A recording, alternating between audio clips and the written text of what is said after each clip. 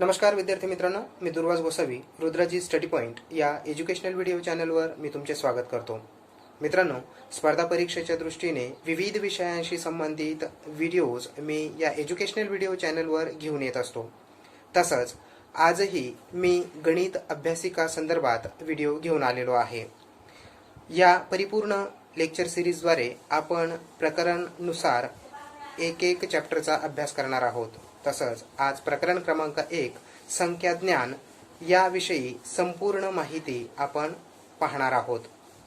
जवळजवळ 24 संख्यांचे प्रकार आपण उदाहरणांसहित त्यांच्या व्याख्यांसहित आजच्या व्हिडिओद्वारे पाहणार आहोत. खूप सुंदर अशी माहिती मी या व्हिडिओच्या माध्यमातून तुमच्या समोर घेऊन आलेलो आहे. या व्हिडिओला स्किप न करता पूर्णपणे पहा. तुम्हाला संख्याज्ञानविषयी ज्या काही शंका असतील त्या पूर्णतः तुमच्या शंकांचं निरसन या व्हिडिओद्वारे होईल अशी अपेक्षा करतो. चला तर मग जास्त उशीर न करता आपण वळूयात आजच्या आपल्या टॉपिककडे.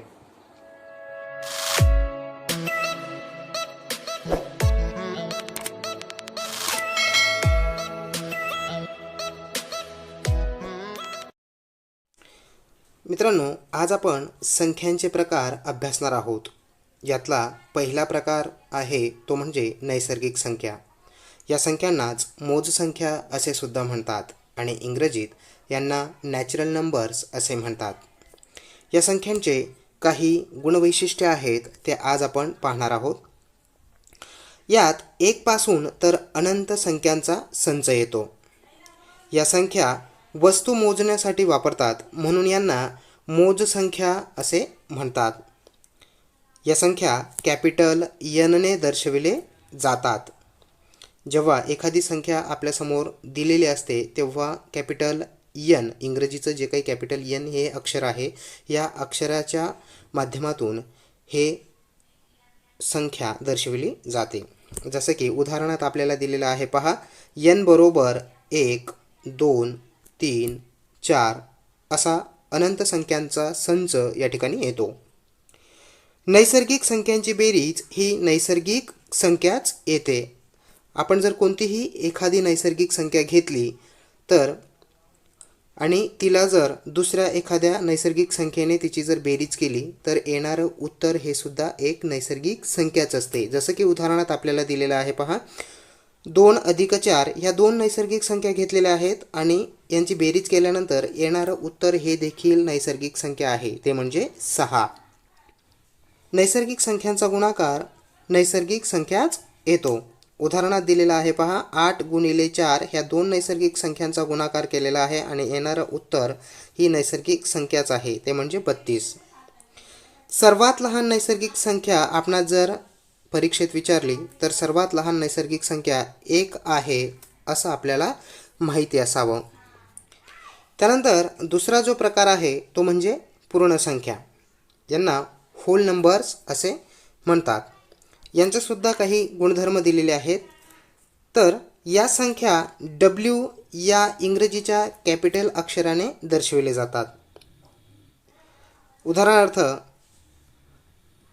0, 1, 2, 3, 4 अशा अनंतपर्यंत या संख्यांचा सुद्धा संच असतो. यात शून्यापासून तर अनंत संख्यांचा समावेश होतो. सर्वात लहान पूर्ण संख्या जर आपल्याला विचारली तर सर्वात लहान पूर्ण संख्या आपणास माहिती असावी, ती म्हणजे 0 ही सर्वात लहान पूर्ण संख्या आपणास सांगता येईल.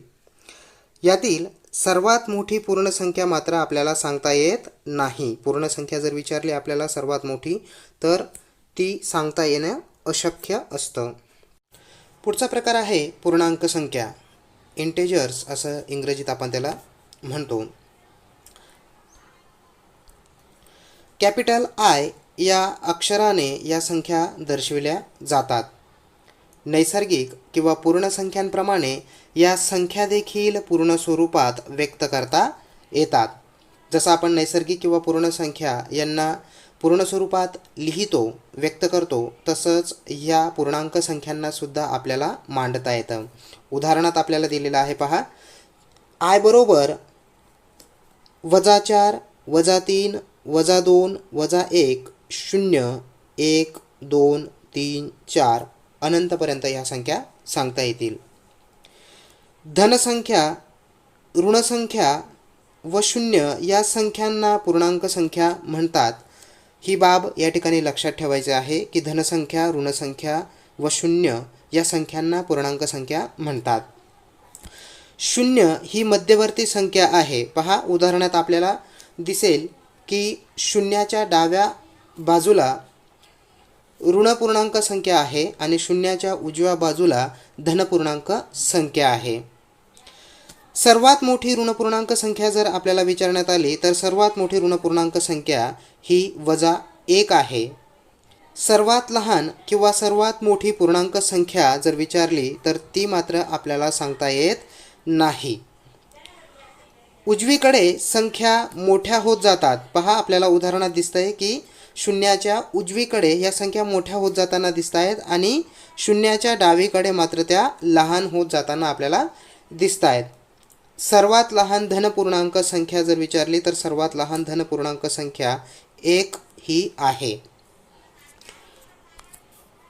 त्यानंतर पुढचा जो प्रकार आहे तो म्हणजे त्रिकोणी संख्या, ट्रायंग्युलर नंबर्स असं आपण इंग्रजीत त्यांना म्हणतो. तर 2 क्रमवार नैसर्गिक संख्यांच्या गुणाकाराच्या निमपटीस त्रिकोणी संख्या असे म्हणतात. 2 क्रमवार नैसर्गिक संख्या यांचा जो काही गुणाकार असतो, हा गुणाकार केल्यानंतर त्यांना निमपटीत करणं म्हणजे 2ने त्याला भागाकार करणं आणि भागल्यानंतर येणारा जो काही भागाकार आहे, जी काही निमपट आहे, त्याला त्रिकोणी संख्या असं म्हणतात. आपल्याला उदाहरणात या ठिकाणी दिसतंय की 2 गुणिले 3 ह्या क्रमवार 2 नैसर्गिक संख्या घेतलेल्या आहेत. त्यांचं उत्तर आलेलं आहे 6. 6ला 2ने भागलेलं आहे आणि 2ने भागल्यानंतर त्याचं उत्तर आलेलं आहे 3 आणि 3 ही संख्या या ठिकाणी त्रिकोणी संख्या म्हणून आपल्याला सांगता येईल. तसंच दुसऱ्या अजूनही संख्या आपल्याला घेता येतील. क्रमवार कोणत्याही 2 नैसर्गिक संख्या जर घेतल्या तर त्या क्रमवार नैसर्गिक संख्यांचा जो गुणाकार आहे त्या आलेल्या गुणाकाराला 2ने भागणे आणि भागाकाराला आपण त्रिकोणी संख्या असं म्हणू शकतो. आलेलं जे काही उत्तर आहे याला त्रिकोणी संख्या आपण म्हणू शकतो. सर्वात लहान त्रिकोणी संख्या 1 आहे. तसंच 1 तर 100 पर्यंत एकूण त्रिकोणी संख्या या 13 आहेत. हा सुद्धा प्रश्न आपल्याला स्पर्धा परीक्षेत विचारला जातो की 1 तर 100 पर्यंत एकूण त्रिकोणी संख्या किती आहे, तर 13 उत्तर आपल्यास माहिती असणं गरजेचं आहे.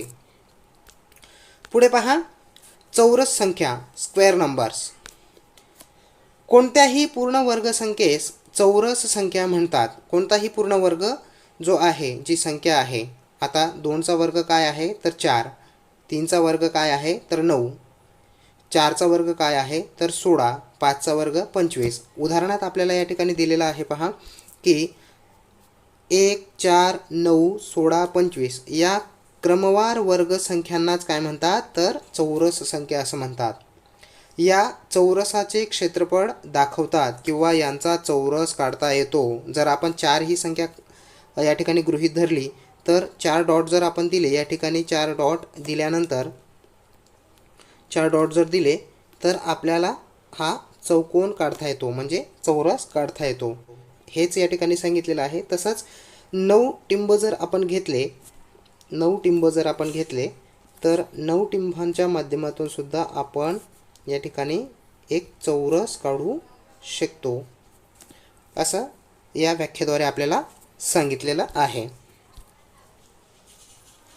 तर या ठिकाणी चौरस संख्या जर ओळखायची असेल तर कोणता मुद्दा लक्षात ठेवायचा आहे, तर कोणत्याही पूर्ण वर्ग संख्येस काय म्हणतात तर चौरस संख्या असे म्हणतात. पुढचा प्रकार आहे तो म्हणजे पंचकोनी संख्या, पेंटागोनल नंबर्स असं इंग्रजीत यांना म्हणतात. पंचकोनी संख्या म्हणजे काय, तर त्यांना कशा पद्धतीने ओळखायचं आहे की पंचकोनी संख्या म्हणजे त्या संख्याच्या बिंदूवरून पंचकोन तयार व्हायला पाहिजे. एखादी संख्या आपल्याला जर परीक्षेत दिलेली असेल तर ती संख्या घेऊन पंचकोनी संख्या काढण्याचं सूत्र आपल्याला या ठिकाणी दिलेलं आहे. ते पहा, पंचकोनी संख्या बरोबर n. n म्हणजे काय, तर ती नैसर्गिक संख्या जी आपल्याला दिलेली आहे ती कंसात 3 n वजा 1 आणि भागिले 2 हे सूत्र आपल्याला या ठिकाणी दिलेलं आहे. त्या सूत्राच्या माध्यमातून एक उदाहरण आपण या ठिकाणी घेतलेलं आहे. पहा की पाचवी पंचकोनी संख्या कोणती. आपल्याला 5 नंबरची 5 क्रमांकाची पंचकोनी संख्या काढायची आहे. म्हणजे आपल्याला नैसर्गिक संख्या कोणती दिलेली आहे, तर 5. तर नैसर्गिक संख्या बरोबर 5 कंसात आपल्याला 3n दिलेलं होतं, म्हणून 3 कंसात 5 वजा 1 आणि भागिले 2 इथपर्यंत आपण अशी मांडणी करू शकतो. त्यानंतर पुढे तीच मांडणी खाली 5 कंसात 3 गुणिले 5 वजा 1 भागिले 2.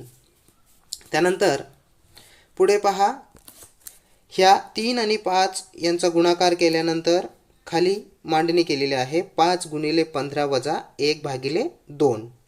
आता तीच मांडणी इकडे आलेली आहे. 5 गुणिले 14, 15मधून या ठिकाणी 15मधून 1 गेला, 5 गुणिले 14 भागिले 2 आणि येणारं उत्तर जे आहे ते म्हणजे 35. हे 35 या ठिकाणी आपल्याला पंचकोनी संख्या सांगता येईल. या सूत्राच्या माध्यमातून आपण पंचकोनी संख्या ही दिलेल्या नंबरावरून काढू शकतो. जो क्रमांक आपल्याला दिलेला आहे त्या या सूत्राच्या माध्यमातून आपण काढू शकतो. पुढे पहा, षटकोनी संख्या, हेक्सागोनल नंबर्स असं यांना म्हणतात. तर या संख्या काढण्याचं सुद्धा सूत्र आपल्याला दिलेलं आहे. सूत्र काय आहे, n म्हणजे काय, तर नैसर्गिक संख्या, नॅचरल नंबर्स. n बरोबर कंसात 2n वजा 1. n म्हणजे तो क्रमांक म्हणजे नैसर्गिक संख्या असं आपण गृहीत धरतो. उदाहरण घेऊयात आणि हे समजून घेऊया की दुसरी षटकोनी संख्या कोणती. दुसरी षटकोनी संख्या विचारलेली आहे, म्हणून या ठिकाणी n बरोबर 2.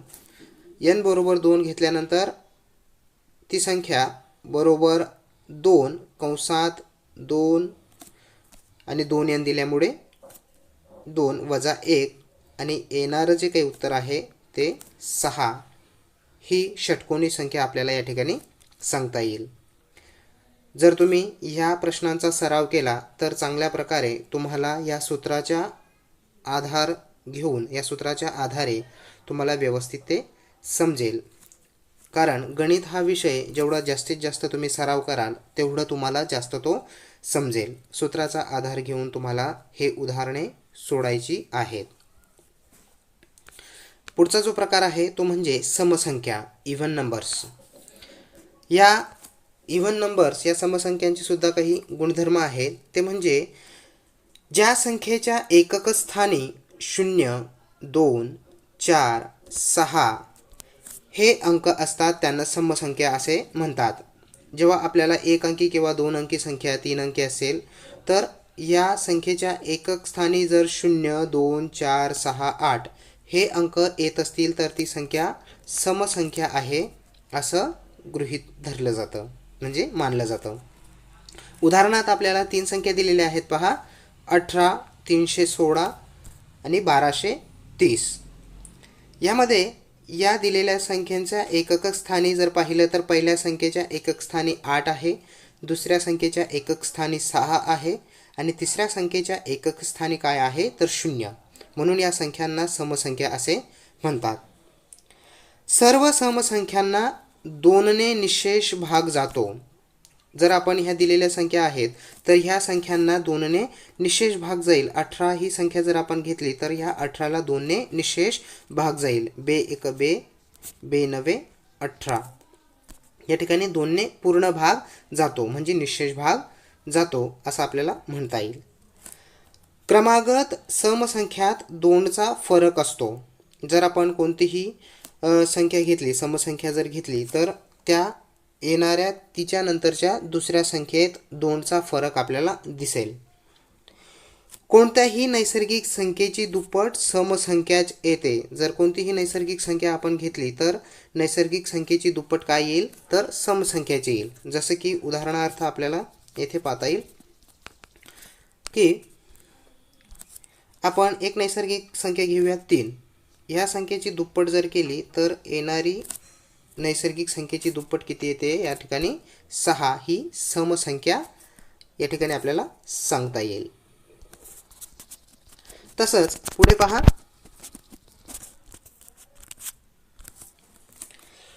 दोन किंवा जास्त समसंख्यांची बेरीज, गुणाकार, वजाबाकी ही समसंख्याच असते. दोन किंवा जास्त समसंख्या आपण जर घेतल्या आणि त्यांचं जर बेरीज, गुणाकार किंवा वजाबाकी केली तर त्यांचं येणारं उत्तर काय असतं तर समसंख्याच असतं. जेव्हा आपण बॉडोमॉस पद्धत अभ्यासणार आहोत तर त्या ठिकाणी आपल्याला यातील उदाहरणे आपण पाहणारच आहोत. म्हणून फक्त आता हे नियम जे आहेत हे नियम लक्षात ठेवणं गरजेचं आहे. पुढे पहा, कोणत्याही समसंख्येत 1 मिळवल्यास किंवा वजा केल्यास विषम संख्या मिळते. जर आपण कोणतीही समसंख्या घेतली, उदाहरणार्थ 6 घेऊयात आपण, यात जर 1 मिळवला तर येणारं उत्तर हे 7 येईल. या 6 मध्ये जर आपण 1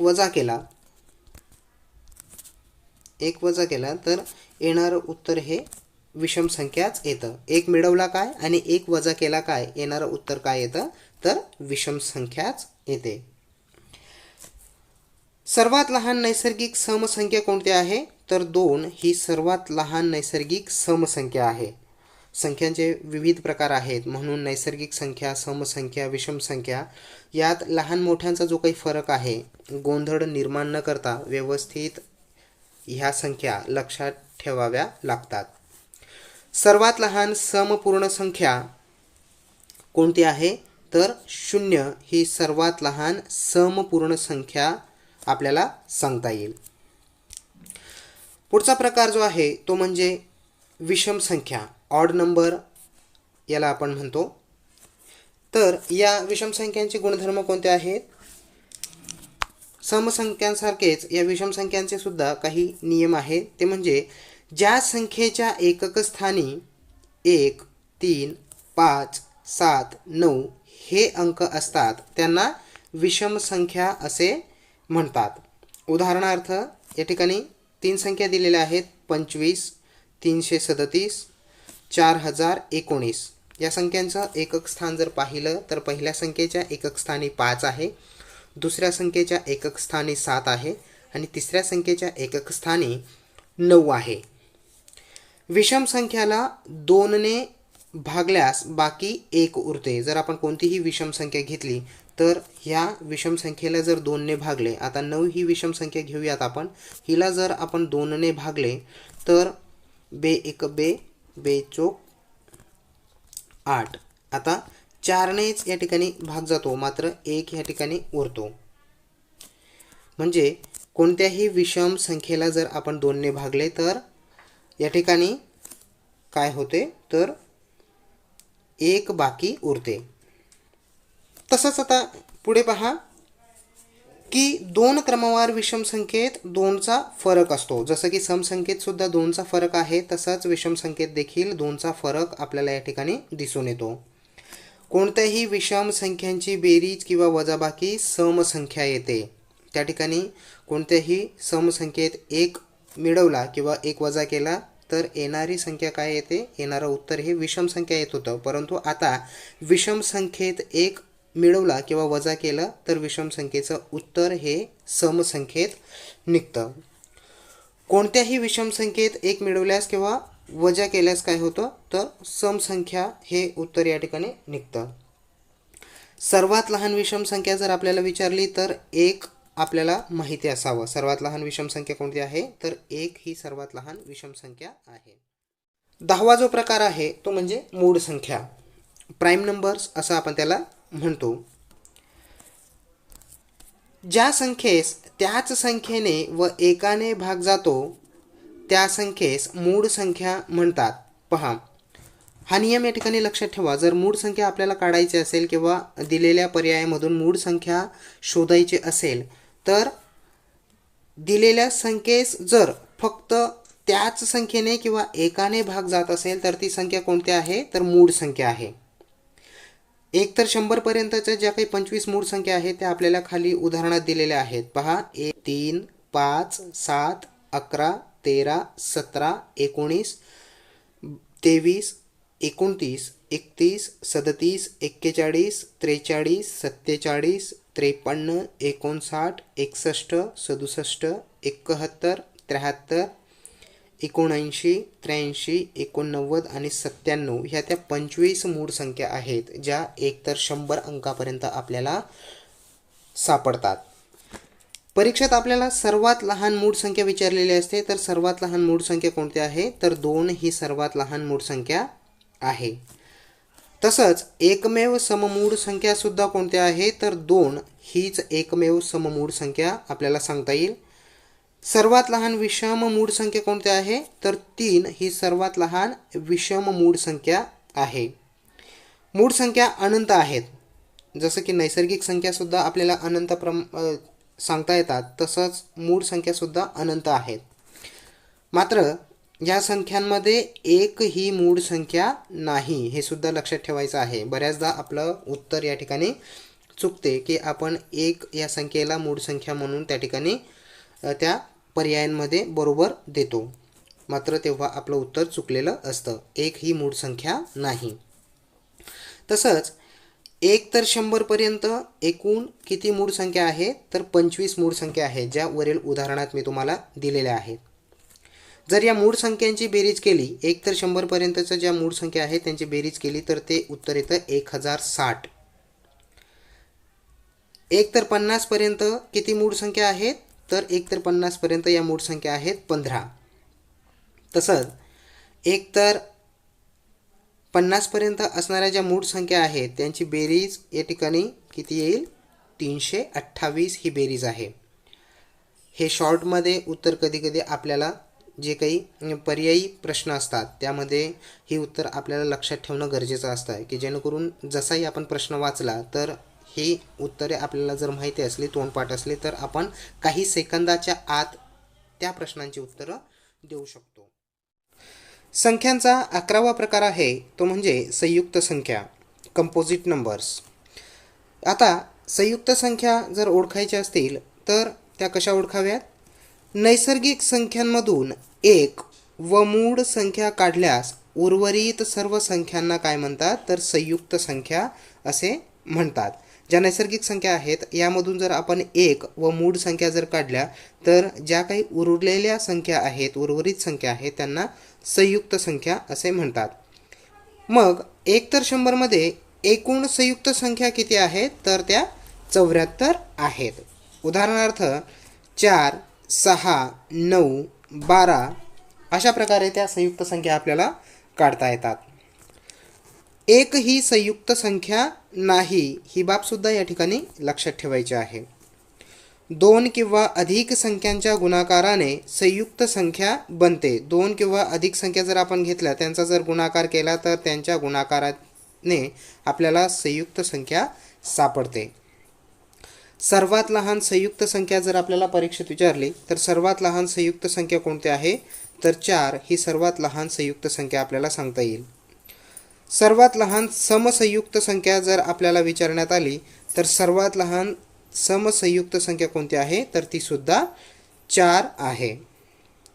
सर्वात लहान विषम संयुक्त संख्या कोणती आहे, तर सर्वात लहान विषम संयुक्त संख्या 9 आहे.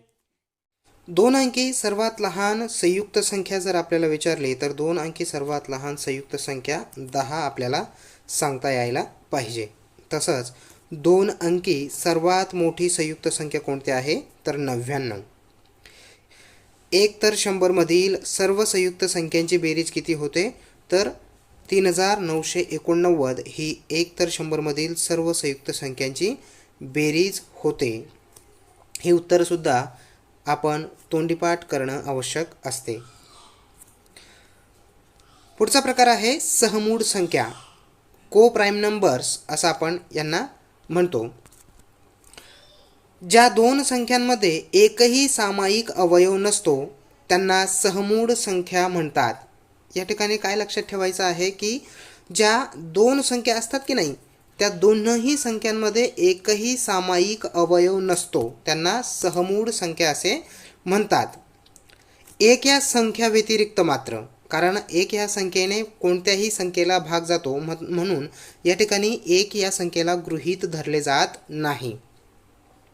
उदाहरणार्थ 9 व 10 या दोन संख्या आपल्याला दिलेल्या आहेत व 9 व 10ला कोणत्याही एका संख्येने भाग जात नाही. जर आपण 9 आणि 10 या संख्या घेतल्या तर यांना कोणत्याही एकाच संख्येने भाग जाणार नाही, म्हणून या सहमूळ संख्या आहेत. कारण आपण व्याख्येत पाहिले की दोन संख्यांमध्ये जर एकही सामायिक अवयव नसेल, एकाच संख्येने या संख्यांना भाग जातो का, तर नाही. म्हणून या ठिकाणी 9 व 10 या सहमूळ संख्या आहेत असं आपल्याला समजता येईल. तसंच जर आपण दुसऱ्या दोन संख्या घेतल्या, त्या म्हणजे कोणत्या, 5 व 15 या संख्या जर घेतल्या तर या संख्यांना 5 ह्या एकाच संख्येने पूर्ण भाग जातो, म्हणून या सहमूळ संख्या नाहीत. जर आपण कोणत्याही सहमूळ संख्या ओळखायच्या असल्या तर आपण जर कोणतीही संख्या घेतली तर दोनही संख्यांना कोणत्याही एका संख्येने भाग जायला नको, तरच त्या सहमूळ संख्या होतात, नाहीतर होत नाहीत. सहमूळ संख्यांचा मसावी हा 1 असतो, म्हणून या ठिकाणी सुद्धा आपल्याला एक संख्या व्यतिरिक्त असं मी तुम्हाला कंसात दिलेलं आहे. सहमूळ संख्यांचा लसावी हा त्यांचा गुणाकारा इतकाच असतो. ज्या सहमूळ संख्या असतात तर त्यांचा जेवढा लसावी असतो तेवढाच त्या संख्यांचा गुणाकार केल्यानंतर जे उत्तर येते ते उत्तर त्यांचा लसावी असतो. क्रमागत असणाऱ्या कोणत्याही दोन नैसर्गिक संख्या या सहमूळ संख्या असतातच. कोणत्याही क्रमागत असणाऱ्या नैसर्गिक संख्या जर आपण घेतल्या, जसं की 9 आणि 10 आपण वरील उदाहरणात घेतलेलं आहे, 14, 15 ह्या दोन क्रमागत नैसर्गिक संख्या आहेत. आपण जरी 16 व 17 ह्या जरी घेतल्या, या दोन संख्या जरी घेतल्या तरी सुद्धा या सहमूळ संख्या आहेत. म्हणून या ठिकाणी काय सांगितलेलं आहे की क्रमागत असणाऱ्या कोणत्याही दोन नैसर्गिक संख्या ह्या सहमूळ संख्या असतात. या ठिकाणी सुद्धा 16 आणि 17ला एकाच संख्येने भाग जाईल का, तर नाही. मात्र आपण जर 4 आणि 8, 4 व 8 किंवा 4 व 18 ह्या संख्या घेतल्या तर मात्र ह्या दोनही संख्यांना एका संख्येने भाग जातो. 2ने भाग जाईल 4ने, या ठिकाणी वरच्या संख्येने 4ने भाग जाईल, यांना 2ने भाग जातो. म्हणून एकही सामायिक अवयव नसणाऱ्या संख्यांना काय म्हणतात की सहमूळ संख्या असे म्हणतात. पुढचा प्रकार आहे जोडमूळ संख्या, ट्विन प्राईम नंबर्स. आता यांचे सुद्धा काही गुणधर्म आहेत. ते म्हणजे दोन मूळ संख्यांमधील फरक कितीचा असतो, तर 2चा जर असला तर त्या संख्यांना जोडमूळ संख्या असे म्हणतात. जर दोन मूळ संख्या आपण घेतल्या आणि त्यांच्यामधील फरक जर 2चा असेल तर मात्र त्या संख्यांना जोडमूळ संख्या असे म्हणतो. तर 1 तर 100 पर्यंत जोडमूळ संख्या किती आहेत, 8 आहेत. त्या उदाहरणामध्ये मी दिलेले आहेत. या ठिकाणी तुम्हाला दिसेल की ज्या जोडमूळ संख्यांमध्ये 2चा फरक आहे, जसं की 3, 5, 5, 7, 11, 13, 17, 19, 29, 31, 41, 43, 59, 61 आणि 8वी जी जोडी आहे 71, 73 या मूळ संख्यांमध्ये 2चा फरक आहे. आणि असा 2चा फरक असणाऱ्या ज्या मूळ संख्या असतात त्यांना जोडमूळ संख्या असे म्हणतात. वरील संख्यांच्या जोड्या पाहिल्यानंतर आपणास असे देखील म्हणता येते की ज्या दोन मूळ संख्यांच्या दरम्यान एक संयुक्त संख्या असते त्यांना जोडमूळ संख्या म्हणतात.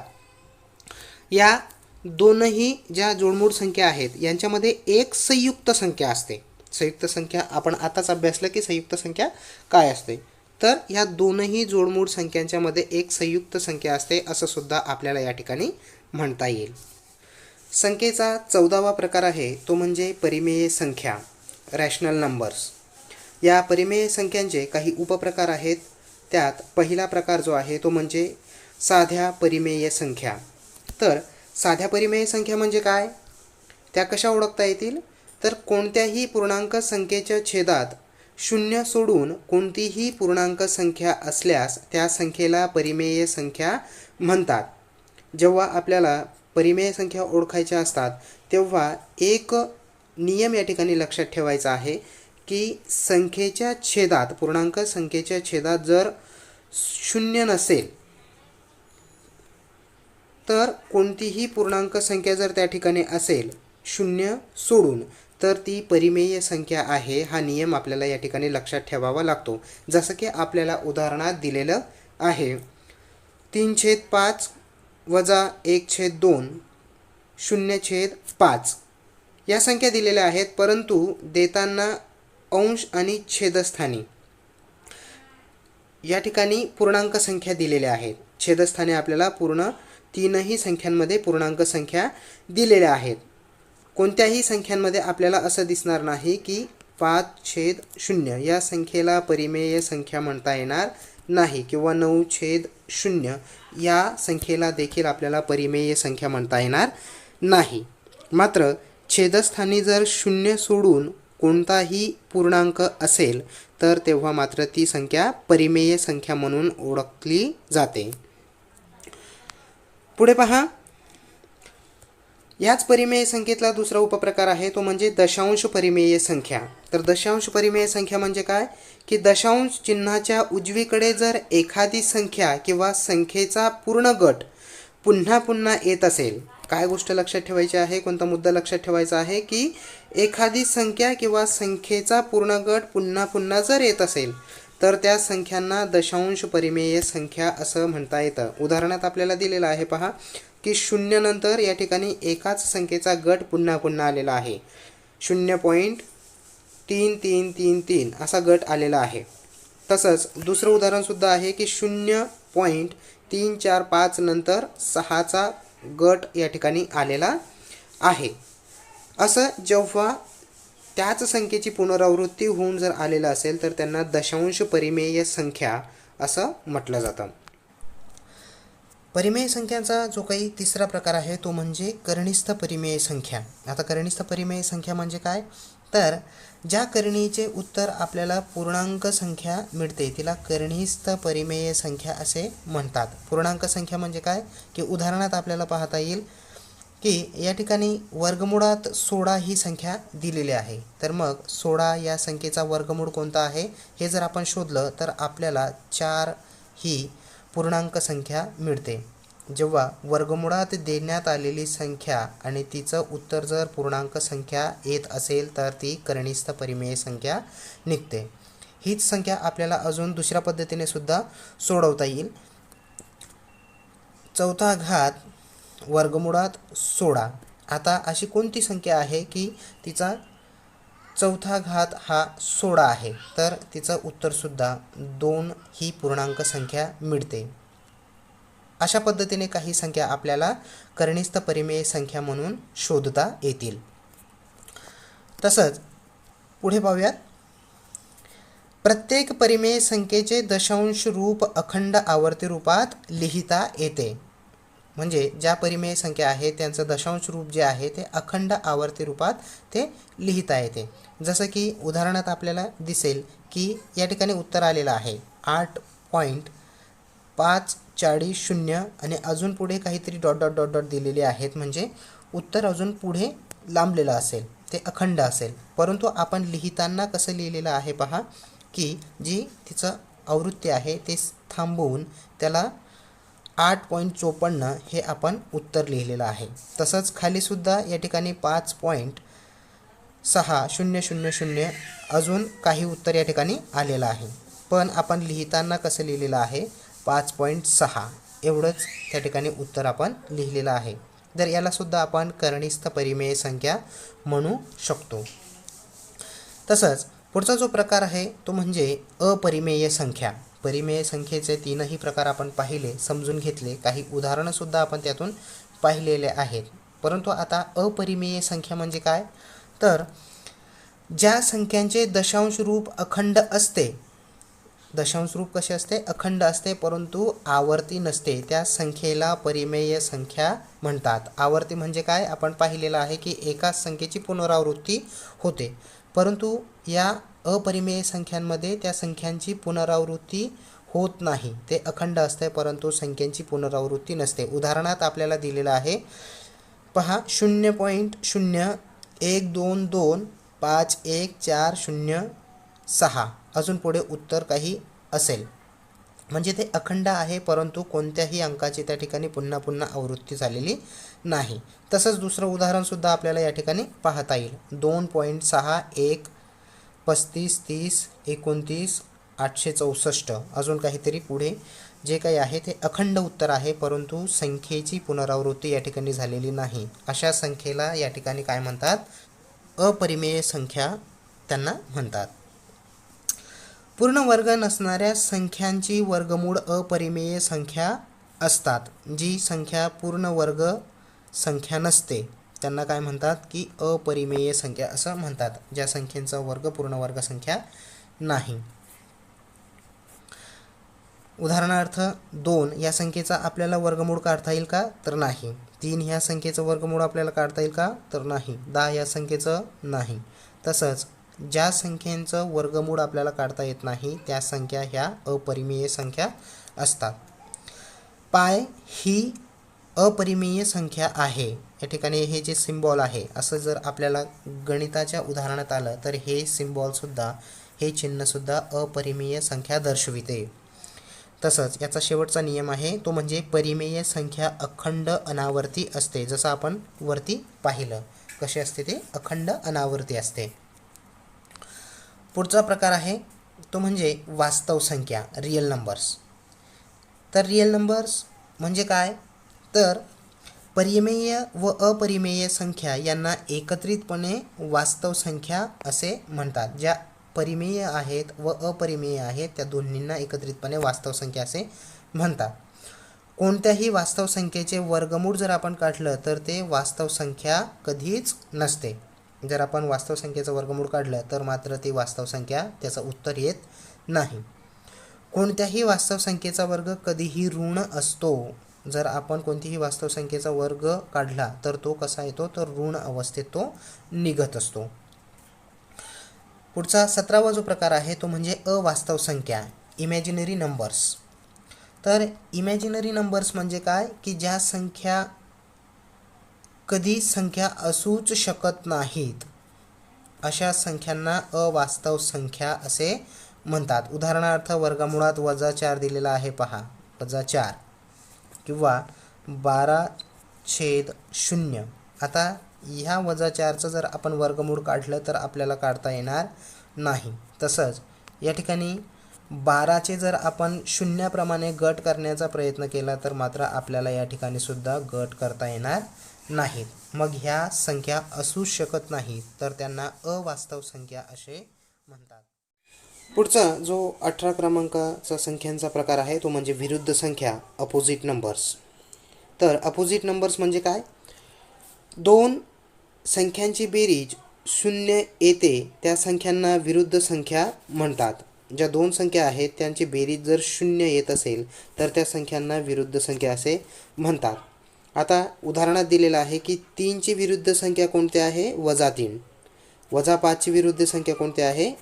तर +5. म्हणजे ऋण संख्या आणि धनसंख्या यांचं हे एकमेकांची विरुद्ध संख्या जर असेल, त्यांची बेरीज जर या ठिकाणी 0 येत असेल तर त्यांना विरुद्ध संख्या असे म्हणतात. या संख्येलाच व्यस्त संख्या, ॲडिटिव्ह इन्व्हर्स असे सुद्धा म्हणतात. बेरीज जर या संख्यांची 0 येत असेल तर त्यांना व्यस्त संख्या असे सुद्धा म्हणतात. तसंच पुढचा प्रकार आहे अखंड संख्या. अखंड संख्या म्हणजे काय? की ज्या संख्येच्या सर्व विभाजकांची बेरीज त्या संख्येच्या दुप्पट असते त्या संख्येला अखंड संख्या असे म्हणतात. काय पाहायचं आहे? की ज्या संख्येचे सर्व जे काही विभाजक आहेत या विभाजकांची बेरीज त्या संख्येच्या दुप्पट येत असेल. उदाहरणात दिलेलं आहे आपल्याला 28 ही संख्या दिलेली आहे. या 28 संख्येचे विभाजक कोणकोणते आहेत? की ज्या संख्यांनी त्या 28ला भाग जातो. कोणकोणता? 1, 2, 4, 7, 14 आणि 28 ह्या त्या संख्या आहेत. तर या विभाजकांची जर आपण बेरीज केली तर 28च्या दुप्पट त्यांची बेरीज येते. म्हणजे 28 दुने 56 एवढी त्यांची बेरीज येते. विभाजक यांची बेरीज संख्येच्या दुप्पट आहे म्हणून 28 ही अखंड किंवा परिपूर्ण संख्या आहे असं आपल्याला या ठिकाणी म्हणता येईल.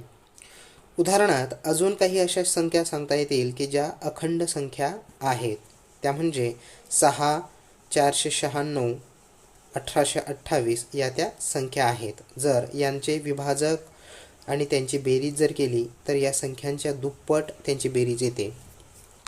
पुढचा जो काही प्रकार आहे तो म्हणजे गुणाकार व्यस्त संख्या. आता हे गुणाकार व्यस्त संख्या कोणत्या असतात आणि कशा ओळखाव्या लागतात तर ते या ठिकाणी आपण पाहणार आहोत. ज्या दोन संख्यांचा गुणाकार 1 असतो, जर आपल्याला दोन संख्या दिलेल्या असेल आणि त्यांचा गुणाकार जर 1 येत असेल त्यांना परस्परांच्या गुणाकार व्यस्त संख्या म्हणतात. धनसंख्यांचा गुणाकार व्यस्त धन तर ऋण संख्यांचा गुणाकार व्यस्त ऋण येत असतो. उदाहरणार्थ आपल्याला दिलेलं आहे पहा की 5चा गुणाकार व्यस्त जर करायचा असेल, आपल्याला 5 ही संख्या दिलेली आहे, याचा गुणाकार व्यस्त जर करायचा असेल तर 1/5 असा व्यस्त गुणाकार त्याचा करता येईल. कारण का या ठिकाणी दिलेलं आहे पहा की 5चा व्यस्त गुणाकार 5 गुणिले 1/5 बरोबर 1 हा त्याचा गुणाकार येतो. आणि या ठिकाणी तेच सांगितले आहे की ज्या दोन संख्यांचा गुणाकार हा 1 येत असेल तर त्यांना मात्र गुणाकार व्यस्त संख्या असं म्हणतात. शून्याला गुणाकार व्यस्त नसतो का? कारण शून्याला कोणत्याही संख्येने गुणले तरी उत्तर काय येते तर 0 येते, म्हणून शून्याला गुणाकार व्यस्त नसतो. 21वा प्रकार आहे तो म्हणजे अनुक्रमिक संख्या. तर अनुक्रमिक संख्या म्हणजे काय? दिलेल्या संख्येच्या पुढील संख्येला संख्येची अनुक्रमिक संख्या म्हणता येईल. जसं की आपण 1, 2, 3 लिहितो की नाही, तर त्या संख्यांना अनुक्रमिक संख्या म्हणतात. जसं की 11ची अनुक्रमिक संख्या कोणती आहे 12, 1ची अनुक्रमिक संख्या कोणती आहे 2, त्यानंतर 2ची 3. या प्रकारे जसं आपण 1, 2, 3, 4 लिहितो तर ह्या सर्व अनुक्रमिक संख्या आहेत. पुढे पहा घनसंख्या, आपण क्यूब्स त्याला म्हणत असतो. तर घनसंख्या 1, 8, 27, 64, 125 ह्या संख्यांना घनसंख्या म्हणतात. एखाद्या संख्येला त्याच संख्येने दोनदा गुणणे म्हणजे काय तर त्या संख्येचा घन निघत असतो, म्हणजे घनसंख्या ही निघत असते. उदाहरणार्थ आपण 2 हा अंक घेऊयात. पहा 2 ह्या अंकाला जर आपण त्याच अंकाने दोनदा गुणले, 2 गुणिले 2, हे पहा 2 दुणे 4 आणि 4 दुणे 8, म्हणजे याचा घन काय निघाला तर 8 हे उत्तर आपल्याला सापडेल. म्हणजे एखाद्या अंकाला त्याच अंकाने दोनदा गुणले तर घनसंख्या आपल्याला मिळते. पुढचा प्रकार आहे भूमितिमध्य. भूमितिमध्य म्हणजे काय तर भूमितिमध्य म्हणजे दिलेल्या संख्येच्या गुणाकाराचे वर्गमूळ होय. जी संख्या आपल्याला दिलेली असते त्या संख्यांचे गुणाकाराचे वर्गमूळ. आपल्याला या ठिकाणी 8 व 2 ही संख्या दिलेली आहे. 8 व 2 या दोन्ही संख्यांचा जर गुणाकार केला, या दोन्ही संख्यांचा गुणाकार किती येतो तर 16. तर ह्या 16चं वर्गमूळ काय येईल तर 4 हे उत्तर येतं. म्हणजे दोन संख्या जर दिलेल्या असतील तर त्या दोन संख्यांचा गुणाकार आपल्याला या ठिकाणी करावा लागतो आणि गुणाकार झाल्यानंतर जी संख्या येते त्याला वर्गमूळ चिन्हात दिल्यानंतर त्या संख्याचा वर्गमूळ जो असेल ती संख्या या ठिकाणी भूमितिमध्य म्हणून ओळखली जाते. पुढे अजून एक प्रकार आहे तो म्हणजे परंपरित प्रमाणित संख्या. आता या संख्या कशा ओळखाव्यात? यात 4 संख्या असून पहिल्या व चौथ्या संख्येचा गुणाकार हा मधल्या 2 संख्यांचा गुणाकारा एवढा असतो. या संख्या कशा ओळखल्या जातात की जी पहिली व चौथी संख्या आहे तर त्या संख्यांचा जर गुणाकार केला तर तो गुणाकार कसा येतो तर मधल्या 2 संख्यांचा गुणाकारा एवढाच तो गुणाकार येतो. आपल्याला या ठिकाणी 4 संख्या दिलेल्या आहेत पहा 2, 4, 8, 16. यातली पहिली संख्या 2 आणि 16 जर घेतली आपण, यांचा जर गुणाकार केला 2 आणि 16 यांचा जर गुणाकार केला तर तो 32 येतो. आणि मधली जर 2 संख्या घेतली 4 गुणिले 8 यांचा सुद्धा गुणाकार किती येतो तर 32 येतो.